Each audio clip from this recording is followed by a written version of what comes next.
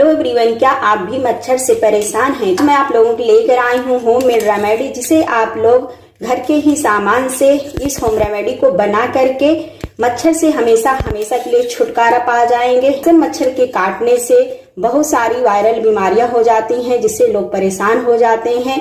तो आज उसी के लिए मैं बहुत ही पावरफुल रेमेडी शेयर करने जा रही हूँ।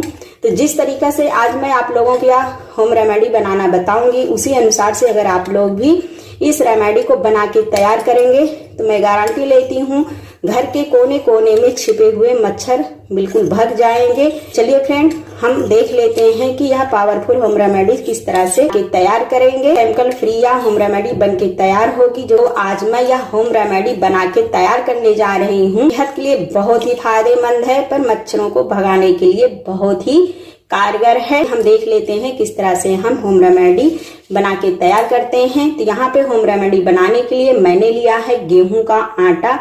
अब इस गेहूं के आटे को हम इस तरह से एक कटोरी में इस तरह से ऐड कर लेंगे। गेहूं में फाइबर, प्रोटीन, पोषक तत्व पाए जाते हैं, जो कि मच्छर को भगाने के लिए बहुत ही कारगर होता है। यहाँ पे मैंने एक छोटा चम्मच गेहूं का आटा लिया है। पावरफुल हमें लेना है इस तरह से नींबू में साइट्रिक एसिड होता है, जो कि ये खट्टा होता है, तो मच्छर को भगाने के लिए बहुत ही यह काम करता है, क्योंकि इसमें खटास होता है। तो ये खट्टापन मच्छर को बिल्कुल भी बर्दाश्त नहीं होता है। तो इसकी महक से वो लोग फौरन आपके घर से भाग जाएंगे। पास छिपे हुए मच्छर को भी ये बाहर निकाल देता है। तो यहाँ पे हमें इस तरह से नींबू लेना है। नींबू का यहाँ छिलका यूज करना है। इस तरह से नींबू का छिलका लेना है और छोटे छोटे टुकड़े में इसे इस तरह से कट करके आटे के साथ में इसे ऐड कर देना है। ऐसे नींबू नहीं लेना है, नींबू के छिलका इस तरह से लेना है। अब इस तरह से हम गेहूं के आटे के साथ इसे ऐड कर देंगे। अगली चीज यहाँ पे हमें लेना है पावरफुल अदरक। अदरक में जिंजोल नामक ऐसा तत्व पाया जाता है, जो कि मच्छर को घर से भगाने का बहुत ही बढ़िया काम करता है। साथ ही इससे मच्छर मर भी जाते हैं। कि हमें छोटे छोटे इस तरह से इसके टुकड़े करके इसमें ऐड कर देना है। अदरक आपको जरूर लेना है, इस बात का ध्यान देना है। मच्छर को मारने और भगाने का बहुत ही बढ़िया काम करता है। हम अदरक के छोटे छोटे टुकड़े करके इसके साथ ऐड कर देंगे। यहाँ पे हमें लेना है हल्दी। हल्दी में एंटीबायोटिक पाया जाता है, जो कि गर्मी में निकलने वाले मक्खी, मच्छर, कीड़े मकोड़े को भगाने का बहुत ही बढ़िया ये काम करता है।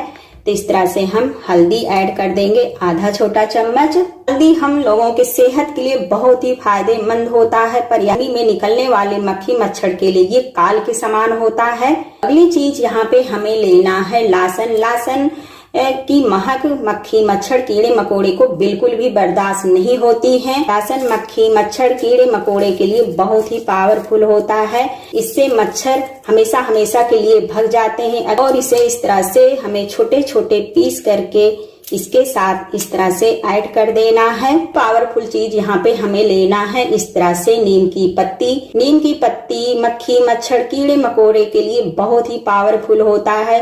घर के आसपास कितने भी मक्खी, मच्छर, कीड़े मकोड़े हैं, अगर इसका धुआं किया जाता है तो बिल्कुल वो भाग जाते हैं। तो यह हम लोगों की सेहत के लिए तो बहुत ही फायदेमंद है, पर कीड़े मकोड़े, मक्खी, मच्छर के लिए यह जहर के समान होता है। इससे बहुत आसानी से सारे कीड़े मकोड़े, मक्खी, मच्छर भाग जाते हैं। तो इस तरह से हमें छोटे छोटे टुकड़े में करके इस तरह से सारी चीज के साथ मिक्स कर देना है। यह होम रेमेडी बन के तैयार होने वाला है। तो फिर यहाँ पे हम सभी चीज को मिक्स करके यहाँ पे लेंगे इस तरह से एक फ्राई पैन। सारी चीज को हम इस तरह से फ्राई पैन में ऐड कर लेंगे। साथ हम ऐड करेंगे इस तरह से सरसों का तेल। अगर सरसों का तेल नहीं ऐड करना चाहते हैं तो यहाँ पे आप लोग नीम का तेल ले सकते हैं। तो इस तरह से हम सरसों का तेल इस सभी चीज के साथ अच्छे से मिक्स कर देंगे। तेल में फैटी एसिड, विटामिन ई पाया जाता है। तो यहाँ पे आप लोग नीम का तेल भी ले सकते हैं। चलिए अब चलते हैं हम गैस की तरफ। सबसे पहले इसे हम पका लेते हैं। तो यहाँ पे हमें इसे 1 से 2 मिनट मीडियम फ्लेम पे इसे हमें पकाना है, ताकि सभी चीज का इसमें अर्क आ जाना चाहिए। तो देख सकते हैं 1 से 2 मिनट हो गया है, अच्छे से हमारा ये पक गया है, यानी कि सभी चीज का अर्क इसमें आ गया है। अब इसे हम थोड़ा सा ठंडा हो जाने देते हैं। तो कीड़े मकोड़े मक्खी मच्छर को भगाने के लिए इतना ये स्ट्रांग होता है। अब चलिए इसे हम छान लेते हैं। इसे तेल को छान लिया है। अब इस रेमेडी को किस तरह से यूज करना है, चलिए वीडियो हम आगे देख लेते हैं। यूज करने के लिए इस तरह से हमें लेना है पुराना दिया। इसे यहाँ पे लेना है इस तरह से कॉटन रुई। कॉटन रुई को हमें दोनों दिया में इस तरह से रख लेना है। मैंने तेल छान के रखा है। इस तरह से हमें कॉटन के ऊपर इसे ऐड कर देना है। ये चीज यहाँ पे हमें लेना है इस तरह से कपूर इस तरह से अगर जलाएंगे तो घर के मच्छर तो भागेंगे, साथ ही घर की निगेटिविटी ऊर्जा भी दूर होगी।